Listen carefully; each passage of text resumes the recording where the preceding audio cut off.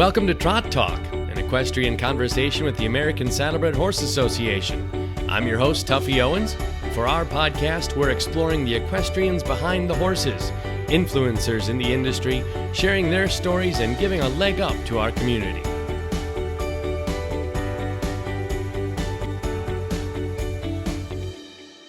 Well, thanks for tuning in, everybody. We're at the USEF Horse Show. So excited to have Smith, Lilly, and a special guest star later on in the podcast with us. Smith, thanks for being here with us today. Yeah, gladly, Tuffy. Glad I'm not the special guest star. Well, let's get started and kind of talk about your backstory a little bit. Give me a little bit of a history lesson on your family, their history with horses, and kind of how you fell in love with the American Saddlebred. Sure. Well, it came to me from my grandfather, but even before that, his father and their whole family had saddlebreds that they used as part of their daily lives, their daily routine. My great-grandfather was a doctor, a medical doctor, and he practiced medicine on horseback in the mountains of southwest Virginia. Oh, my goodness. He had a horse that he drove around town, and then when he'd have to go in the backcountry, he packed his medical saddlebags, which we still have in our office, and he rode his saddlebred on his house calls. So man, my grandfather, of course, inherited his love. He always had a 5-gaited horse that he kept. Sure. Even if he didn't show the horse, he would have it on the farm to ride, and just because he enjoyed it. So I learned horsemanship from people who knew it just innately, as you have to know horses if you depend on them for part of your daily existence. Yeah, that's part of your life. Before the day of cars, people had to be horsemen if they wanted to get anything done. So, Southwest Virginia, I mean, that's home and born and raised. That's Princeton, West Virginia, huh? Right. Yeah, my grandfather rode his horse from Harrisburg, Virginia, to Princeton, which is about 30 miles. Okay. And that's when they moved to Princeton. Oh. And so he was a 12-year-old kid, and they didn't have a horse trailer, so if he wanted his horse to get there, he had to ride it. So that's how we came to Princeton, my family, anyway. Yeah. Well, so you come by the love of the horses naturally in the American Saddlebred. Did you grow up showing? What was that like? Yeah. What were you like as a kid, Smith, Lilly? I was a naughty little kid, I think. But no, I always had horses. We could, after school, we would go to the barn, and my grandfather would knock off work early. He was an attorney, but he would leave early and meet my brother and I and my mom after school, and we'd ride. We had ponies. I showed a grade pony when I was 7. So, I didn't start on any kind of fancy horse. Right. I got a gaited horse when I was 10. We went to just small local shows. I didn't show it at Louisville until one time when I was 17. Wow. Okay. Now, when did you know that this was what you wanted to do, though? I mean, like, when did you say, oh, hey, I want to do this professionally?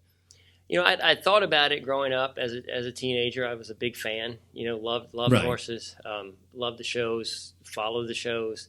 But I also kept an open mind. I went to college, and I didn't know. When I went to 4-year college, I didn't have a definite decision made of what I was going to do. But then about halfway through college, nothing else was grabbing me. The more I thought about horses, the more I wanted to do that. Right. Well, now your college experience was different than some. I mean, we've seen the pictures playing quarterback there and doing all that. Where did that come from? I mean, well, I always loved sports. I was a sports fan. I mean, so it wasn't like horses were the only thing we did when we were kids. We did everything. We played tennis, golf, football, baseball. I was a terrible baseball player, pretty good football player. Loved to play basketball. So we did everything, and just played sports and enjoyed it, and went to college, played football for a year in school, in college, and wasn't good enough to go farther than that. Wasn't going to the NFL. Right.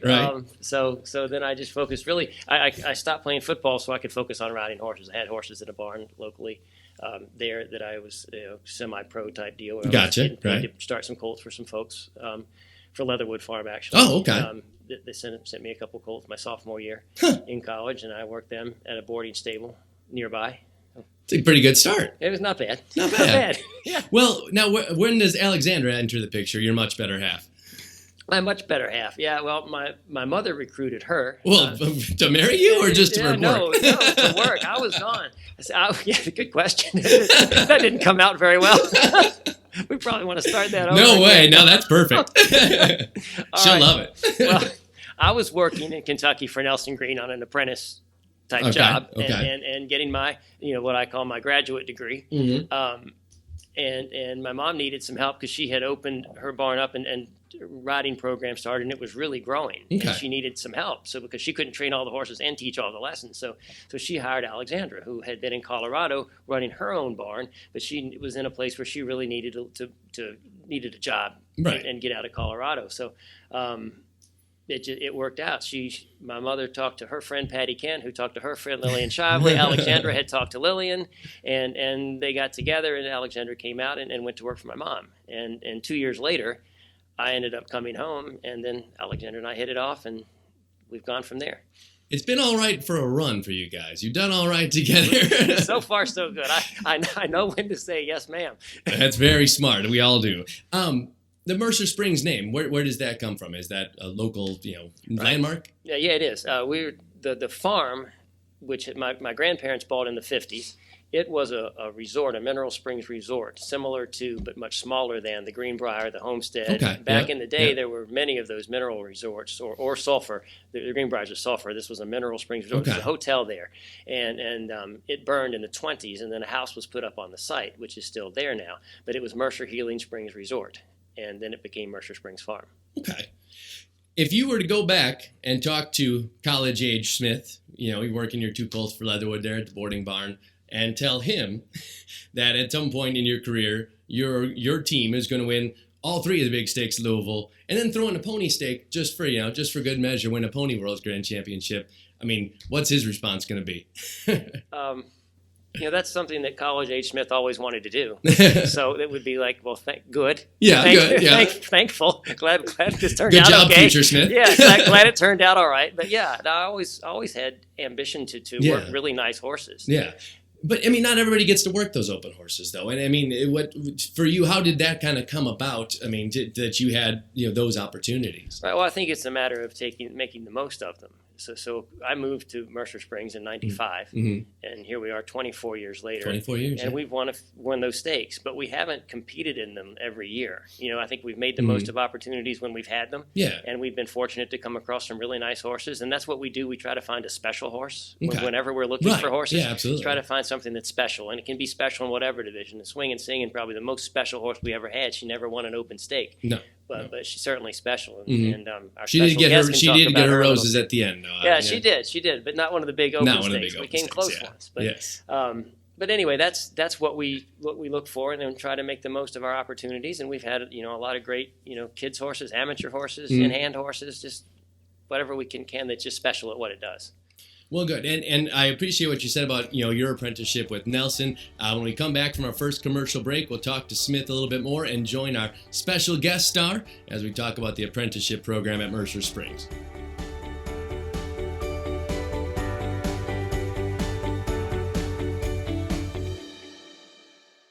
The American Saddlebred Horse Association is a proud sponsor of our show Trot Talk and is devoted to the success of all American saddlebreds. The ASHA strives to maintain the integrity of the breed while providing a variety of programs to foster public awareness. Interested in learning more? Search ASB Dreams on Instagram or follow us at Saddlebred Horse ASSOC. Let's get back to the show.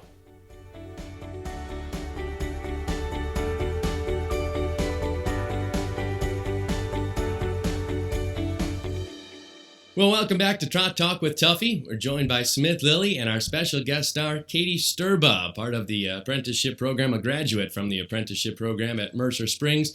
Let's talk about this apprenticeship program that you have kind of built, Smith. You always have a strong crew of assistants, and I think it's probably due to this program.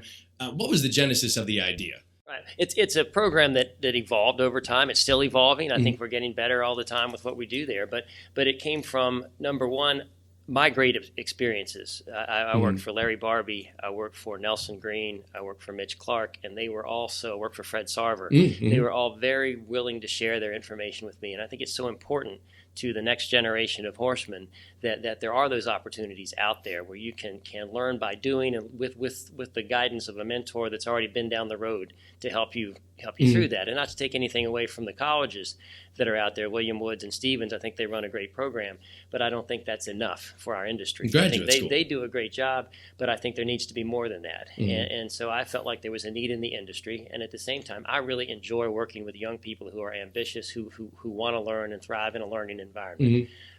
So it just happened that I had a couple of young people from our area that already worked for us, and then I had a few other people, Katy being one of them, that expressed interest in coming to work for us. So I had 4 at once, 4 really top young women that wanted to be great horse trainers. I had Katy and Andrea Harry, Tori Heck, and Claire Karst, all working on the same crew. And we call it the Dream Team. Yeah. And their jobs, they all had 5 horses to take care of, and they trained 4 of them. Okay. So they had, and with guidance. I mean, they didn't maybe train them all every day, but for the most part they did. It was their responsibility.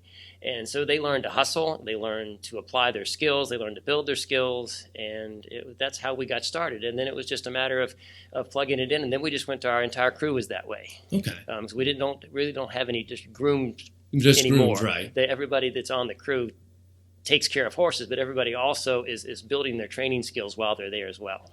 You know, I think for horse trainers, you'll never stop learning. I mean, the horses are going to teach you something new every day, whether it's something to humble you or that's for sure. Yeah. Usually the humbling part. But I feel like this is kind of like a graduate program for the people. Even if they graduated Stevens, William Woods, you learn a ton there about how to, train a horse, work a horse, and do all those things. But how to learn to run a business of your own, I think that's the part that we're really missing out on. And I feel like is that part of what you do, kind of show them the right way to run a professional establishment? Yeah, more all the time as far as that goes. What we've done, and really some of it's been since Katy was there, but I put together a syllabus, an apprentice program syllabus, which covers the gamut of things that a person needs to know to be successful in the horse business. Some of it's riding skills.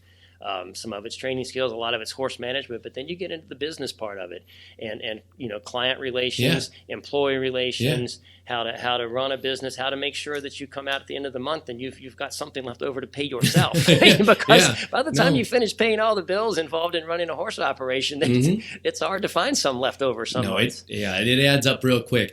Katy, give our folks at home a little bit of a background on you personally, and then how Famesgate Stables came to be. Well, I grew up in New Mexico with my parents, and my mom went to camp when she was 12 and fell in love with horses and ended up having a couple of quarter horses. And when she and my dad were married, she saw her first Saddlebred in New Mexico. And fell in love and decided that's what she wanted. So that's just what I grew up riding. Okay. We did it by ourselves. So I grew up, backyard. We had a 2-horse trailer and a camper, and very kind of bare bones. But we moved a horse to Kentucky, and so I kind of was exposed to that, and kept riding for years after that. Famesgate was something that I always wanted to do. It happened a little sooner than I probably thought it would have. It was something that my dad was very motivated for. He retired and was not very good at being retired. So he found a farm, and it was set up pretty well for a training operation. We added an arena, and I moved home about 2 years ago. Okay. Well, where does the name come from? Famesgate. That's not a normal name. The name is very silly. When I was a kid and AOL Instant Messenger was a thing, my first show horse's name was Worth of Fame, and he was by Worthy's son, and he was my heart horse when I was a kid. He actually retired in Keswick at Seal and Kenny Wheeler's farm and lived there until he passed away. But when I was younger, I thought I was very profound, and I made my screen name Famesgate because he was the gate to my heart. His name was Fame. That it was either Famesgate or Sterba Stables, and Sterba Stables. Sterba Stables. It's not quite like Trot Talk. But the Famesgate. That's a super cute story. I'm not gonna lie. So, how did working through the apprenticeship program with Smith and Alexander at Mercer Springs? How did that kind of move you towards where you're at now? Relatively successful. I mean, you've been killing it lately with Famesgate. It was the foundation of my knowledge. I was an amateur for a very long time, and while people can tell you training horses is different, I think until you do it, you realize how much you really don't know. And I was bare bones, didn't know anything pretty much. I think when I started, I could ride, but that was probably about it. So the detail work was not something I knew anything about. It's very different to show up and ride a horse than it is to train a horse for somebody else.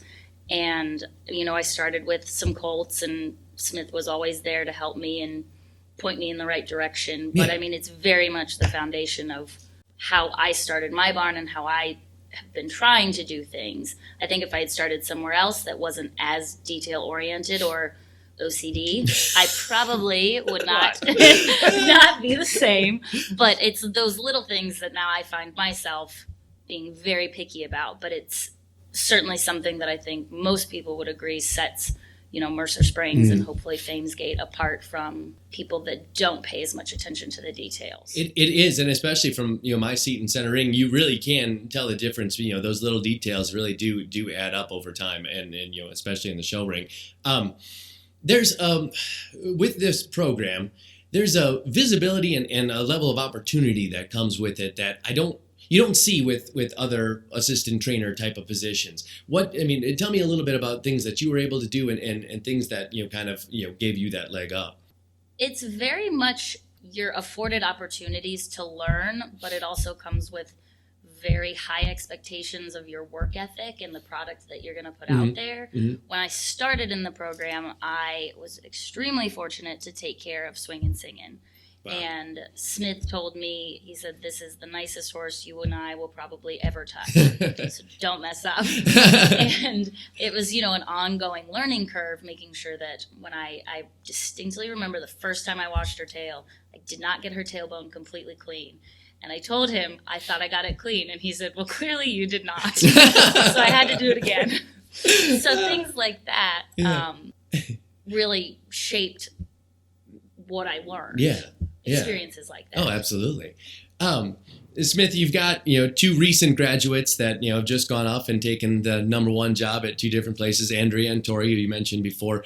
Tell us about the new batch of talent, kind of where they came from and who they are and what they're kind of hoping to be. Yeah, well, we've got 7 people on the crew that are going to be holdovers moving forward, and they're all talented, they're all dedicated, they all interact well with each other in the same way that Katy and Andrea and Tori and Claire did when they were the core group. Right. And they all pushed each other to get better. And this group is doing that. They're terrific. Kayla Vogel, Hannah Fuller, Brett Self, Ben Chappell, Emma Fedorchak, Janae Likens, and Joe Ellington. They're all terrific. Yeah. Terrific people that are really working up. I think all of them but one has gotten to show a horse this year. And that's Joe. And Joe's actually going to tail for me in the Futurities here tomorrow. So, and he's younger too. He's not quite as up to par with his skills riding wise as the rest of the crew, but he's getting there.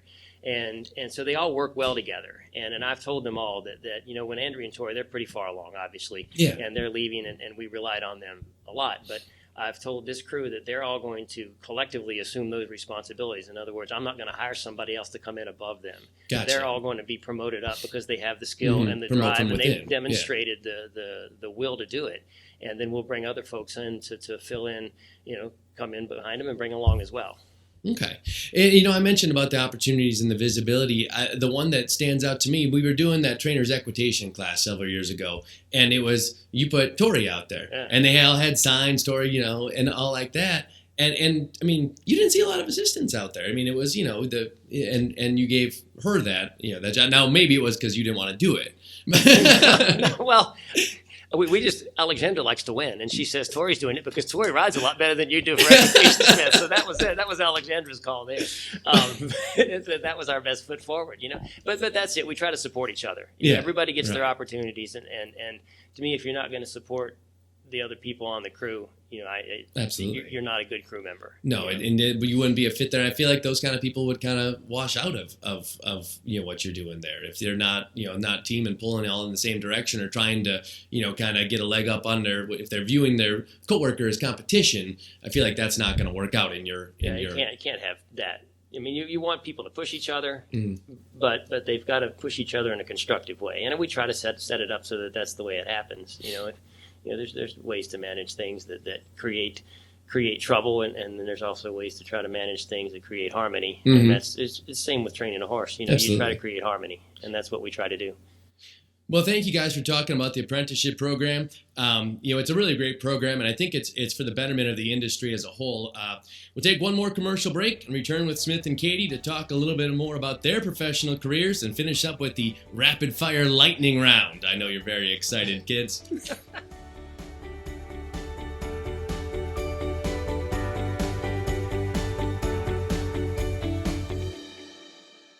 Trot Talk wouldn't be possible without the support of the United States Equestrian Federation. USEF is dedicated to uniting the equestrian community, honoring achievement, and serving as guardians of equestrian sport for every horse lover. Discover more about the USEF by checking out their website, usef.org.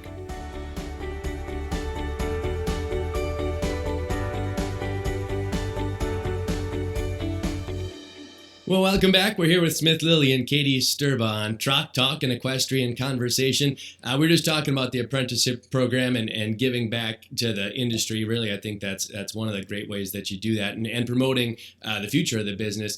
Another thing that you did to, I think, give back to the industry was writing your book. Where did that idea come from? I mean, that had to have been a labor of love, my friend. Well, it was. It was also a labor of what I thought was necessity for the industry. You know, when I was in college, you're supposed to read books in college, and I didn't enjoy it very much, most of them.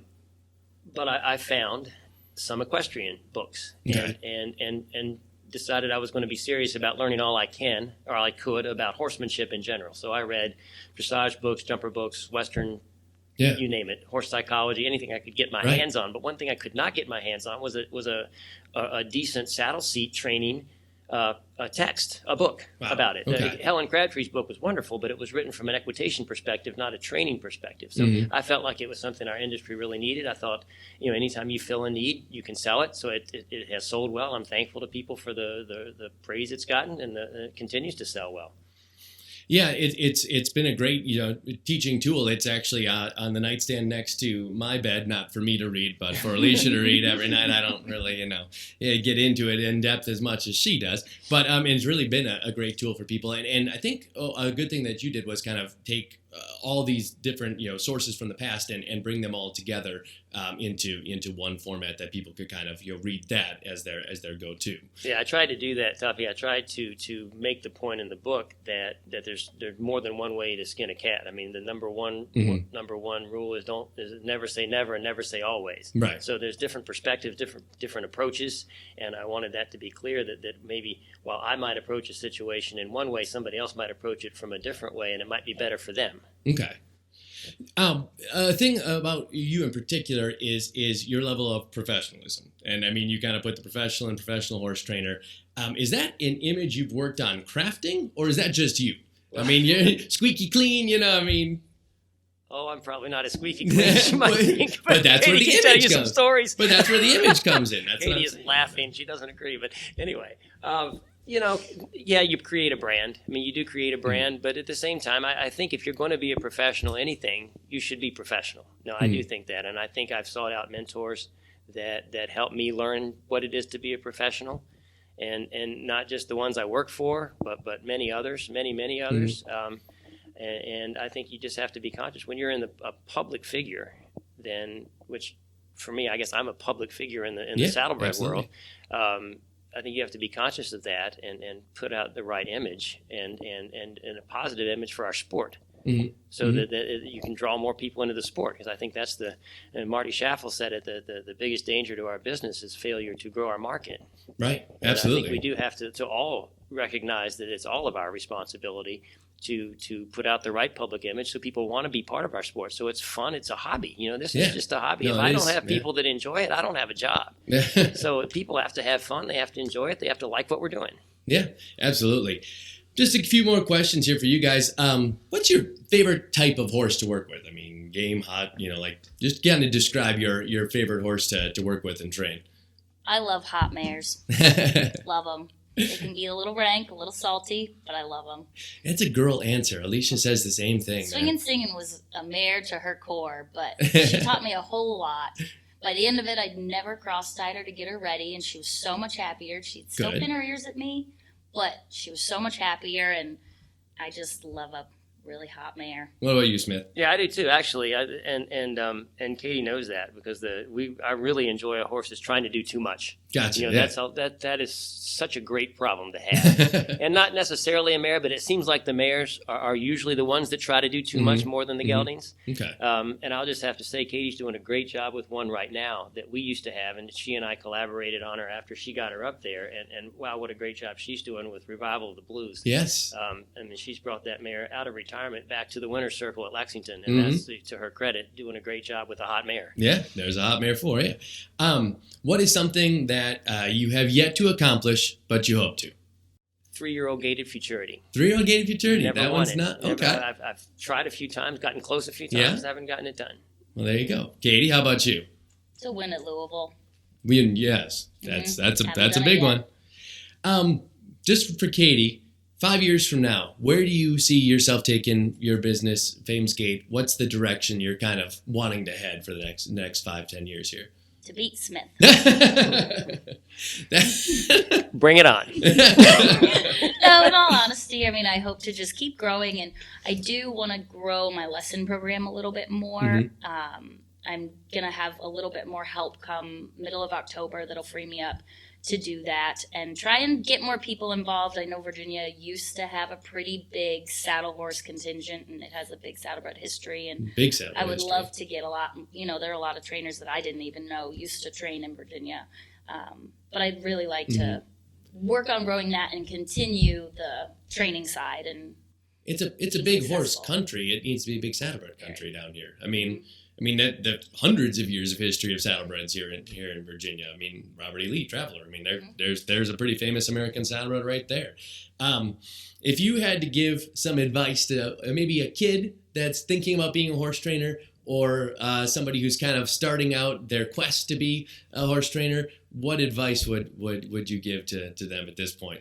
Start with the right barn and the right person that you respect and that's going to teach you how to do things. Maybe not necessarily all the way that you're going to do it in the future, but that is at least going to set you up with a foundation, because it's very easy, I think, to make mistakes training a horse, and I'm not always the most patient person, so I've really had to work on that. That's one of my biggest struggles, and I have to say I think I've gotten much better about it. But, start with somebody that's going to teach you at least a successful way of doing something that you can then move forward and take what you like and what you don't, but learn from somebody that's already successful, because trying to do this, I think, on your own without somebody else's years of experience would potentially not give somebody the most success that they could possibly have. Well, yeah, and I think it's don't be afraid to not know the answer. Like, ask a question. I don't know of a horse trainer that's not going to answer the phone and a young person calling and asking them a question, trying to do things the right way. They want to share their knowledge. I mean, for the most part. 2 other trainers here for some advice on some problems I've been having, and one of the trainers that I've never worked for but that I admire greatly is Meryl Murray, and I've called him on 2 occasions with different types of questions, and he has been wonderful and called me back to see if what he suggested worked, and if it didn't, he gave me another suggestion. So, it's very easy to be a little uncomfortable thinking you potentially don't have the answer, but I have had very, very, very positive experiences asking other people. Kristen Cater gave me some very good advice. She's really good at that. A tough situation I was in with regards to selling a horse, and it was not something that I had ever been in before.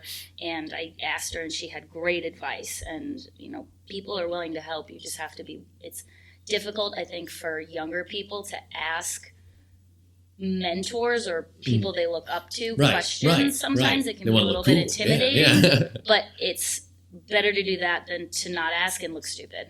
That's a very good point. And I just want to just add a point to that. I think that's one of the best things about our saddlebred community that maybe doesn't exist in other breeds quite so much. And then I would include the Morgans and the Hackneys with that, is that people are very willing to share knowledge and talk shop. If you call a horse trainer, if I've got a sticky situation, I'll call people, or we'll just sit around at a show, sit around the barn in somebody's tack room and swap stories and talk about tough horses and how we solve problems or ask each other questions. And I think people are very willing to share their their knowledge. They're not, closely guarded secrets You're out right, there. right. People are very open in our world across the board. Yeah, I mean, I think you're right. I mean, it's a united front makes us move forward, and that is something that we are really good at in the Saddlebred world is kind of everybody working together in that way. Not always as a whole, but people individually they're very willing to share their knowledge. Well, thank you guys. It is time for the rapid fire lightning round. They have not seen any of these questions in advance, and I'm gonna go bounce back and forth for who gets. Oh, don't peek at the questions now, Katy. I'm a cheater. You are. I see that. All right. So we're going to go through it. I'll call on one of you first for each of them. All right, Smith, you're going first on this one. The greatest horse you've ever seen? Skywatch. Katy, greatest horse you've ever seen in person? Swing and singing. Swing and singing. I love it. Greatest horse you've ever ridden or trained, Katy? I rode swing and singing at Louisville once. Past experience. Smith, how about you? Greatest horse you've Swing ever and singing is the greatest horse I've ever touched. That's awesome. I mean, the people that loved her and watched her over the years. It's cool to hear that she was just like that, to work with. If you could ride one horse from all of history, Smith, who would it be? Skywatch. How about you, Katy? All of history. Memory citation. Memory citation. Cecil. All right. What's the craziest name that you've seen for a horse? Could be registered name or barn name, whatever, but craziest name you've seen for a horse? Level Loop's Duchess of Earl. Where did you see that one? There was a lady named Margot Feldman, who her and one of her husbands, their song was the Duke of Earl song. Okay. And so she had this nice mare, 3-gated mare, that she named Level Loop, which was the name of her farm. Okay. Level Loop's Duchess of Earl. How about you, Smith? Seen any good ones? Let's go with the famous one, Onion. I just Onion. thought that was the oddest name for a really nice horse. And it's on Onion. the wall. It is on the wall. He was a forever. great horse. Yeah. But wow, what an odd name. What's the favorite memory that you guys have as an equestrian? Smith, you got one that stands out? Winning the gated stake. Yep. I kind of predicted that one. I figured I'd buy Katy a little more time to think of hers because I knew you'd be pretty quick on yours. What about you, Katy? Your favorite memory as an equestrian? Probably when Catherine won with Swinging and Singing at Louisville. Yep. Just because I loved that mare so much, and I've known Catherine since she was a kid, so that was a really, for me as part of going on the apprenticeship program experience. That was pretty good memory. That was pretty awesome. I was actually sitting right next to those guys when she won, and I mean tears and just it was a great day. Last one is one that we've stolen from like every other podcast ever, but one last meal. If you had one last meal, what would it be? Cheese. Cheese.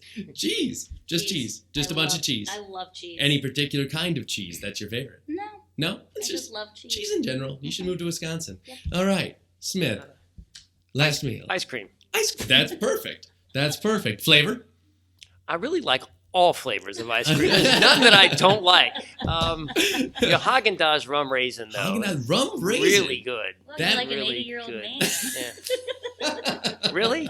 Yes, rum raisin. Rum raisin. come on. Dude, It's got the rum in it. I like the pistachio. And No, I don't like that. I really don't like the pistachio that much. I mean, I'm thinking like mint chip and cookie, like that. Those are my Rocky Road, maybe, if you really want to get Rum raisin. Rum raisin. All right, well, that's a heck of a note to end that one on. Smith's an 80-year-old man. Smith, Katy, thank you guys so much for joining us here on Trot Talk with Tuffy. We've loved learning about your guys' success and leadership in the industry, and we look forward to seeing what happens for you guys in the future. Thanks for being with us here today. Thanks for having us, Tuffy. Yep. Thank you all for listening to Trot Talk. We hope you enjoyed the ride. The ASHA is committed to promoting and protecting the American Saddlebred horse for a brighter future full of ASB dreams. I'm Tuffy Owens. Keep listening and trot on.